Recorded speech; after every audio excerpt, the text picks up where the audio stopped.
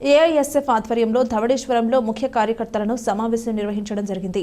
దీనికి ముఖ్య అతిథిగా పాల్గొన్న ఏఐఎస్ఎఫ్ జిల్లా ప్రధాన కార్యదర్శి మాట్లాడుతూ ఎన్డీఏ ప్రభుత్వం ఏర్పడి 8 నెలలు కావస్తున్నా ఇంకా అమ్మఒడి నిధులు విడుదల చేయలేదని ధ్వజమెత్తారు.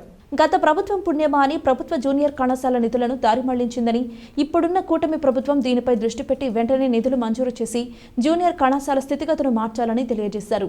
పీజీ, డిగ్రీ, ఇంజనీరింగ్ విద్యార్థులకు రాష్ట్ర వ్యాప్తంగా 3,580 కోట్ల రూపాయలు పెండింగ్లో ఉన్నాయని, వీటిని వెంటనే విడుదల చేయాలని సునీల్ డిమాండ్ చేశారు. గత ప్రభుత్వం చేసిన దానికి విద్యార్థులు బలవ్వాలా అని వారు ఆవేదన వ్యక్తం చేశారు. రాష్ట్ర వ్యాప్తంగా ఇంజనీరింగ్ విద్యార్థులు 10 లక్షలకు పైగా విద్యను అభ్యసిస్తుంటే ప్రైవేట్ కళాశాలల యాజమాన్యాలు ఫీజులు ప్రభుత్వం నుంచి రావాల్సిన బకాయిలు రాక సర్టిఫికెట్లు నిలిపివేస్తున్నారని ఆందోళన వ్యక్తం చేశారు. కార్యక్రమంలో N Bhavitha, K Usha, T Aruna, K Kavitha, M Tejaswini, B Prashanth, K Varun Tej, CH Abhi, CH John, P Santosh Kumar, K Salman తదితరులు పాల్గొన్నారు.